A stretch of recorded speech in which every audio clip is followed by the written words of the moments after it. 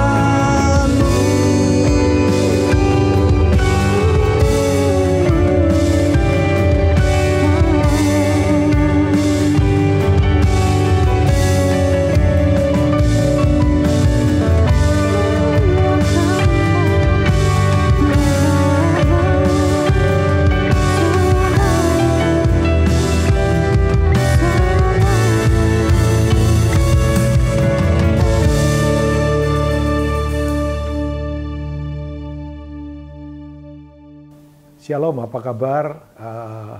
Komunal Views yang ada, sebuah anugerah boleh melayani di online service pada hari ini.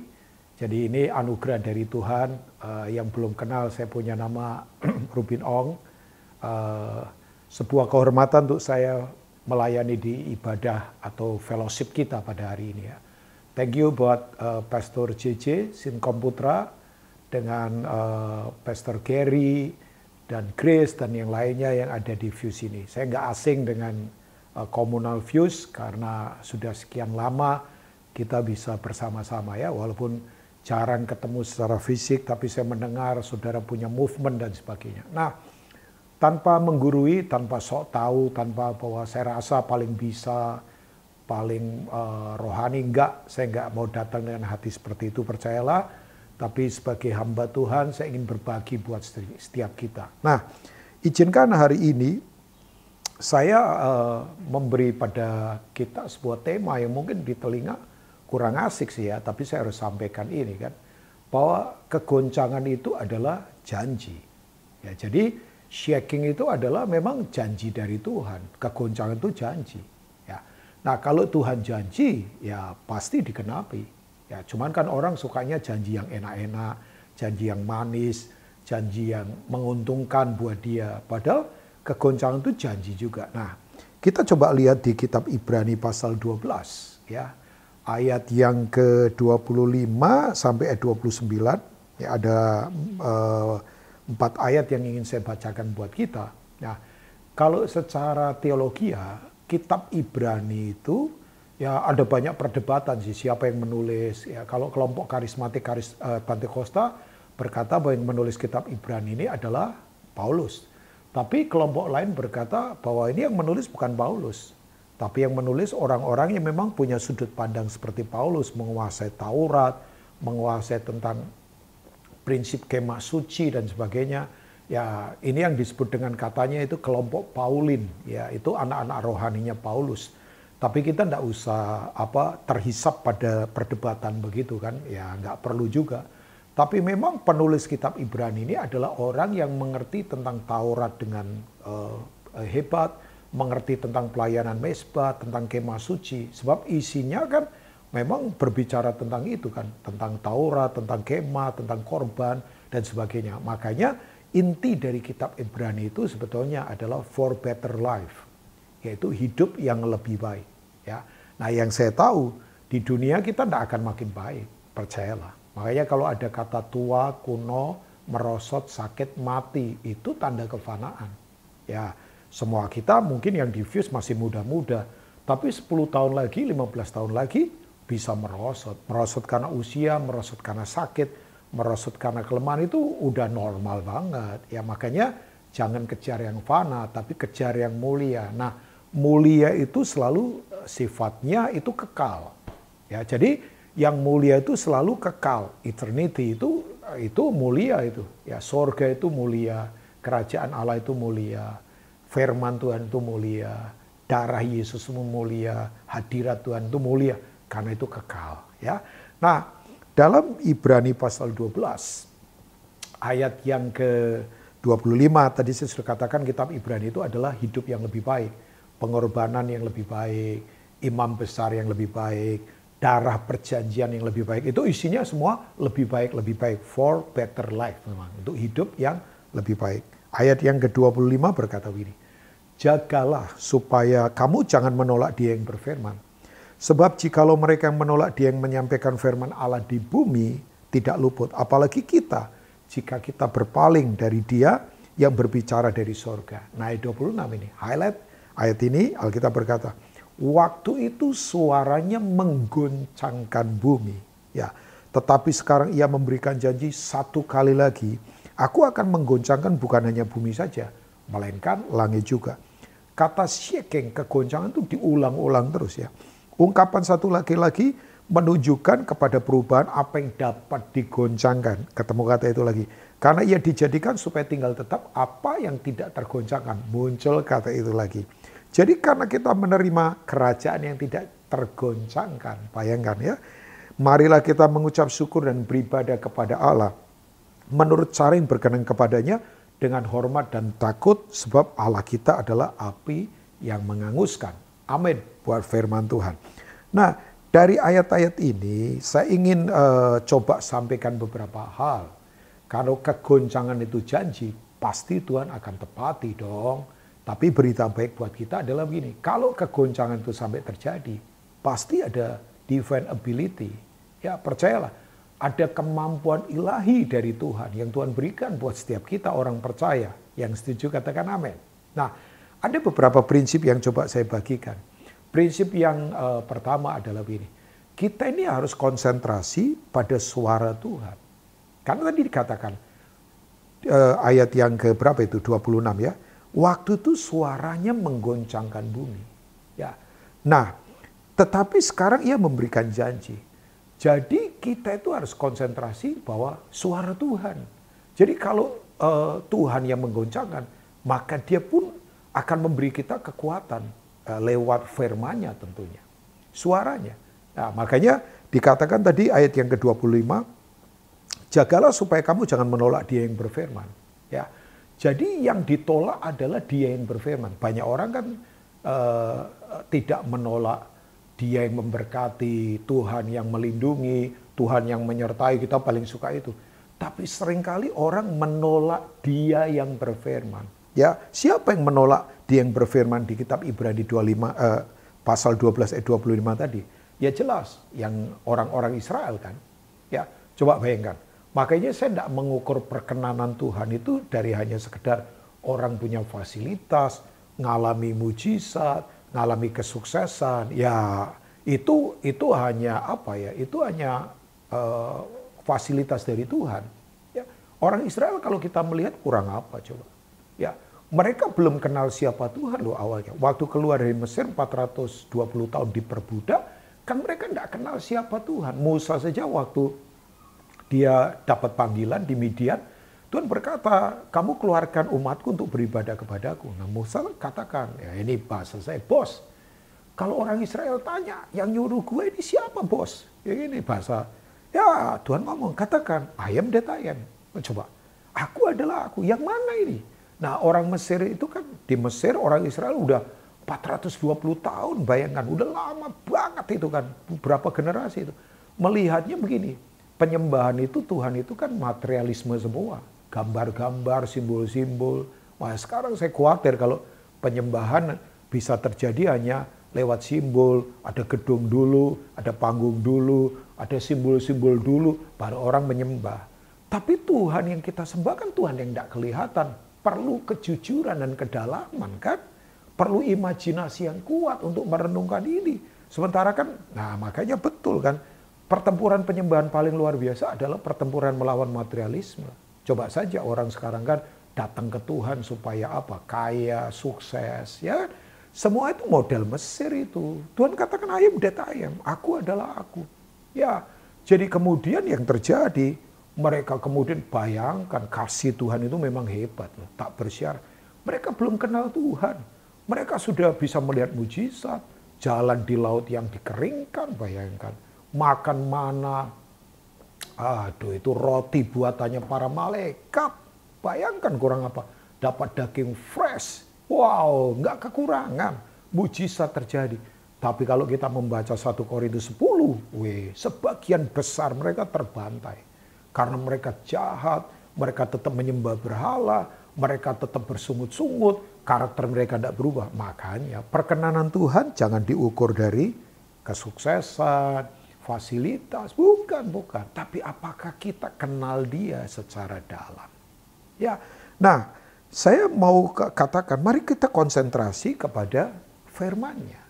Suaranya yang perlu kita konsentrasi. Karena menggoncangkan suaranya, berarti yang memberi solusi juga suaranya. Nah, saya ajak ya semua kita yang ada di Communal Views ini, nggak menggurui, nggak maksa-maksa. Tapi kita harus kembali lagi konsentrasi pada apa? Firman. Ya, firman yang harus kita konsentrasi. Udah, mari perenungan kita terhadap firman harus dikuatkan betul-betul. Ketaatan kita pada firman harus dikuatkan. Ketaatan itu kan berisi dua hal. Yaitu apa? Mendengar dan melakukan. Ya kan? mendengar dan melakukan. Itu namanya obedience, ketaatan. Makanya orang kalau pendengarannya buram, pasti kelakuannya buram. Pernah lihat orang Kristen enggak? Tindakannya enggak jelas. Selalu ada di gray zone, di dalam bisnis, kompromi. Ya karena memang pendengarannya enggak kuat. Nah orang kalau pendengarannya tajam, tindakannya tajam. Nah kalau tidak mendengar, ya tidak bertindak. Tapi datang ke persekutuan nih Pak. Nah itu bukan itulah. Orang boleh datang kan. Tapi kalau nggak mendengar gimana? Dan mendengar di sini bukan soal telinga, tapi talking about our heart. Ini bicara hati kita. Kan dulu ada istilah, pernah dengar nggak? Dengar dari kuping kanan, telinga kanan, keluar ke telinga kiri. Dulu, ya lumayan lah, masih ada nyangkutnya. Tapi sekarang enggak. Sekarang istilahnya baru lagi. Dengar dari telinga kanan, keluar dari telinga kanan. Nah itu namanya mental itu. Mental saja itu. Nah kita mesti betul-betul hidup betul-betul. Konsentrasi pada suara Tuhan. Taati suara Tuhan. Ya saya ajak Fuse. Ini waktunya betul-betul. Perenungan firman kuat. Apalagi sekarang kita ini ada di peperangan. Yang paling hebat adalah berita-berita atau kabar-kabar perang itu yang Yesus mengajar. Soal akhir zaman di Matius 25 kan.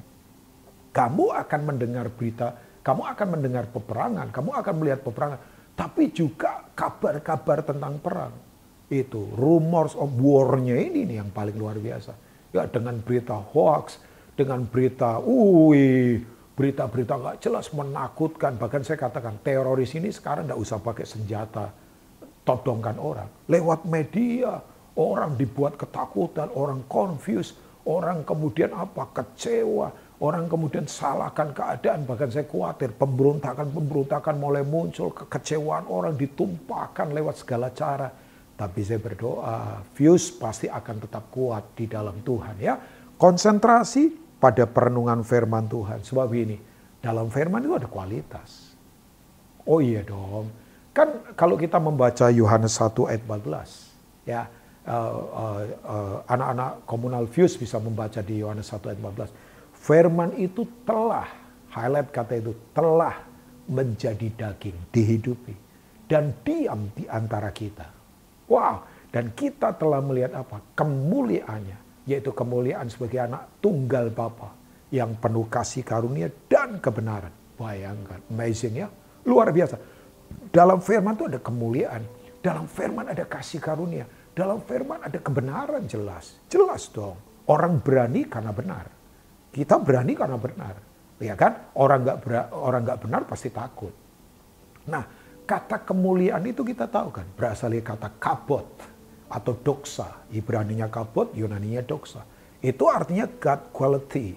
Ada kualitasnya Tuhan. Nah yang saya tahu, kalau orang berkualitas, dia punya endurance, dia punya strong durability, dia akan punya daya tahan yang kuat. Zaman sekarang kalau nggak punya daya tahan, tergeletak kita. Oh iya, silakan orang andelin uang, silakan orang andelin fasilitas. Ya buat saya sih silakan. Tapi kalau kita tidak hidup kuat dalam kualitas Tuhan, percayalah.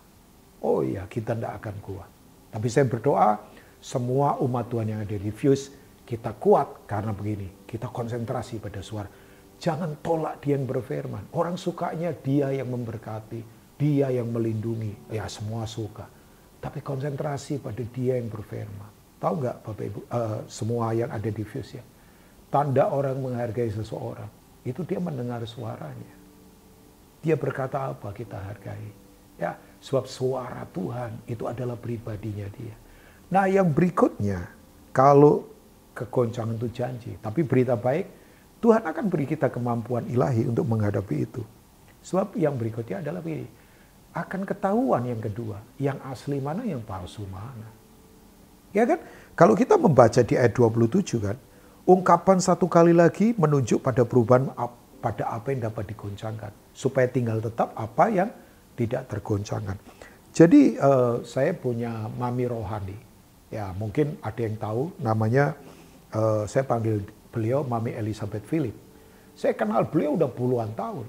Sekarang ini fisikal ya memang dia punya masalah di penglihatan. Udah nggak melihat. Tapi hati rohaninya, mata imannya beliau melihatnya luar biasa. Dan punya pengalaman pelayanan luar biasa. Bayangkan, Beliau tiap bulan cerita ke saya, Bin, Mami ini tiap bulan.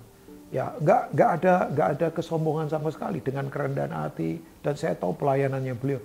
Itu harus keluarkan ratusan juta untuk membayar anak-anak yang sekolah gratis, guru-guru, belum pelayanan sosial. Hidupnya ini dipakai bukan untuk diri sendiri, tapi untuk memberkati orang-orang lain. Nah, yang luar biasa begini, yang luar biasa. Dia berkata begini sama saya, ini masa pemurnian loh, Rubin.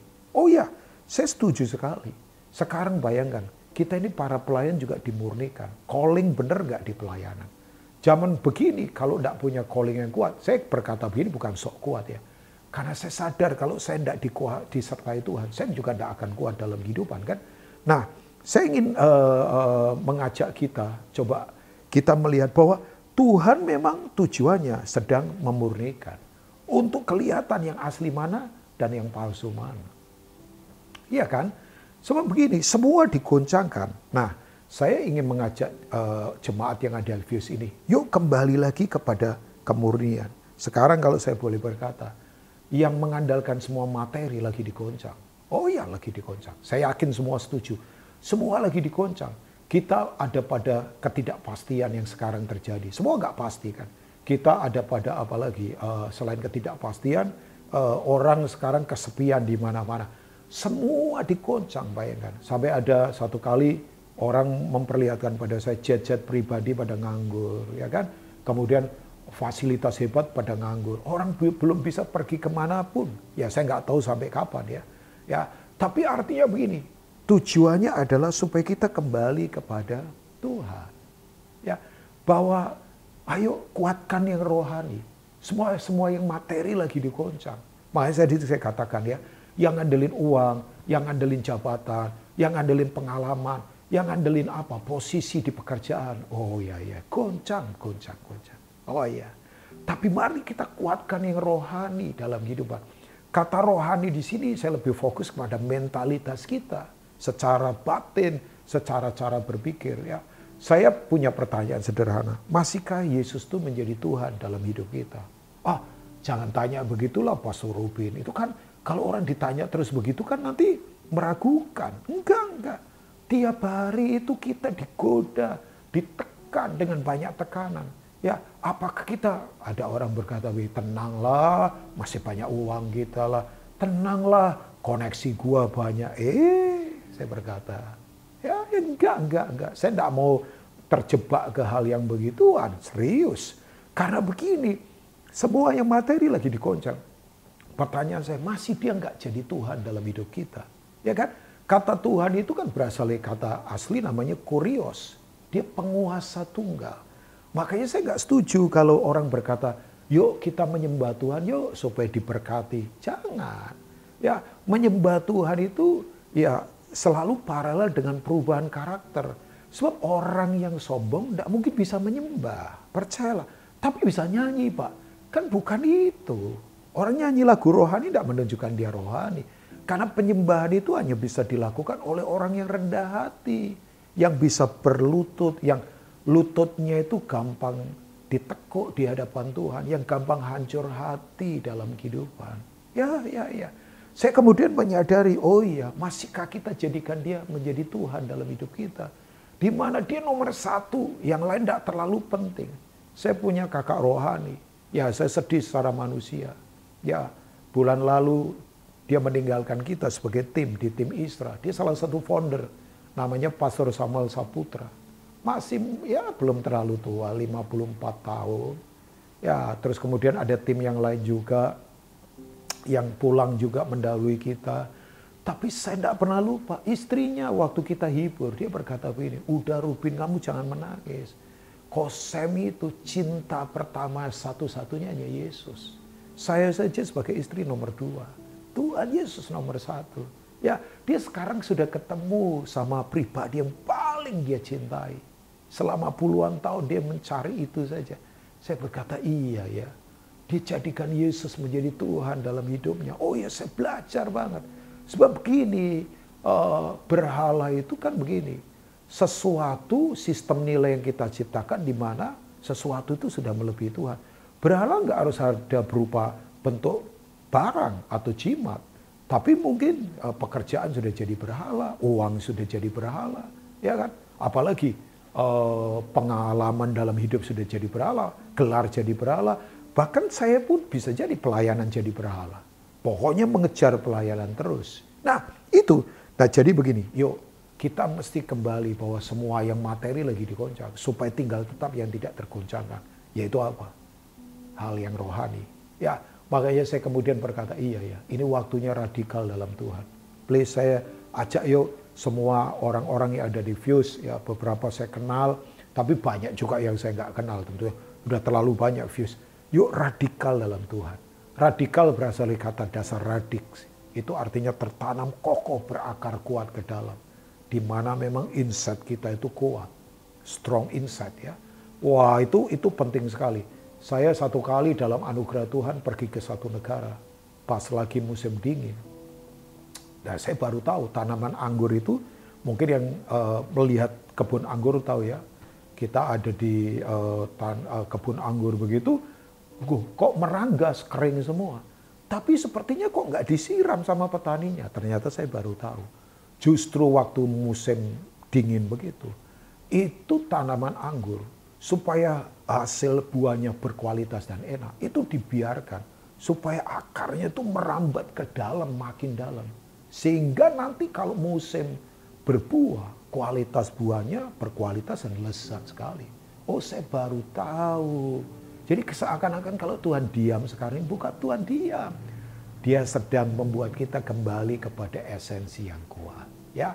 Dan yang berikutnya, kalau kegoncangan janji, apa yang harus kita responi? Tadi saya sudah katakan yang pertama adalah apa?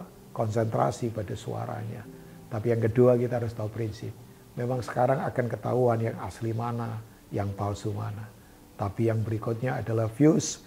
Mari saya berdoa begini. Kita harus punya respon apa? Mengucap syukur dan beribadah dengan cara yang benar. Ah, kok gampang mengucap syukur? Enggak dong. Mengucap syukur bukan sekedar kata-kata. Ya, saya beritahu buat kita semua. Butuh komitmen untuk bersyukur. Kalau ngomel, menggerutu, bersungut, itu enggak butuh komitmen. Otomatis itu. Marah dengan situasi, otomatis. Makanya saya suka bercanda ya. Kecepatan orang marah dengan orang mencret, diare itu sama. Cepatnya sama. Bayangkan. Orang apa-apa marah dan apa. Tapi perlu komitmen yang kuat untuk bersyukur. Karena bersyukur itu selalu akan begini. Menghasilkan kompas yang menuntun dari dalam. Kita tahu semua kan, kompas itu fungsinya untuk apa? Untuk menuntun supaya tidak tersesat.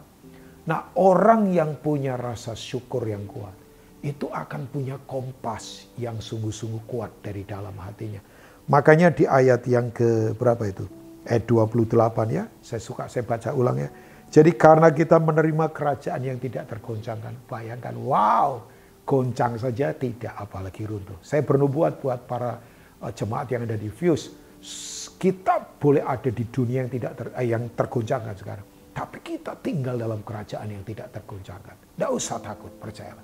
Tuhan tak tergoncangkan. Yang percaya katakan amin. Ya, marilah kita mengucap syukur dan beribadah kepada Allah menurut cara yang berkenan kepadanya dengan hormat dan takut. Kata hormat itu dan takut itu, pakai kata itu kan, sebomai. Itu sudah di area raja itu. Makanya di ayat 29 dijelaskan lebih lanjut. Allah kita itu api yang menganguskan. Wow, Tuhan itu lagi murnikan. Api itu kan fungsinya memurnikan. Makanya kalau ada yang tidak takut sama api apa? Ya emas. Ranting, kayu, kemudian karet ya takut sama api. Yang tidak takut sama api apa? Emas. Maya ingat gak peristiwa Daniel pasal 3? Ya kan? Wah itu komunal itu. Kitab Daniel itu kan harusnya lakonnya Daniel, yang menulis Daniel. Tapi Daniel gak ada. Yang ada komunal, Sadrah, Mesak, dan Abednego. Dan menurut para Alkitab, itu senternya kitab Daniel ada di pasal 3. Kita akan tahu ya, Daniel itu dari pasal 2 sampai dari pasal pertama sampai pasal yang kedua, terus kemudian pasal yang ke berapa itu? Pasal yang ke 8 dan sampai pasal terakhir itu ditulis dalam bahasa Ibrani. Tapi dari pasal yang ketiga sampai pasal yang ke-7 itu ditulis dalam bahasa Aramik, yang waktu itu seperti sekarang bahasa Inggris. Karena waktu itu Babilonia kan daerah punya kekuasaan hampir seluruh dunia dari Afrika sampai India. Nah, senternya itu justru terjadi di peristiwa Daniel pasal 3. Di mana begini, Nebukadnezar membuat sistem di mana kalau orang tidak menyembah kepada patungnya dia, ini tantangan ke depan. Kita tetap putuskan Yesus Tuhan atau uang Tuhan atau dunia jadi Tuhan. Ya, jadi kemudian mereka berkata begini, Tuhan, kami tidak mau kompromi. Kalaupun Tuhan tidak menolong kami tidak akan menyembah patung ini. Coba bayangkan. Itu kan sebuah ekspektasi. Mereka berkata, kami pengen ditolong Tuhan. Tapi kalau enggak, ya sudah. Itu di luar ekspektasi kami. Makanya tahu, yang luar biasa. Mereka masuk diikat oleh tali Babel. Mereka masuk ke dalam api. Masuk. Talinya hangus semua. Nah, Tuhan sekarang lagi mau hanguskan tali Babel. Tali kesombongan, tali kenajisan, tali-tali apa lagi? Tali-tali kekecewaan.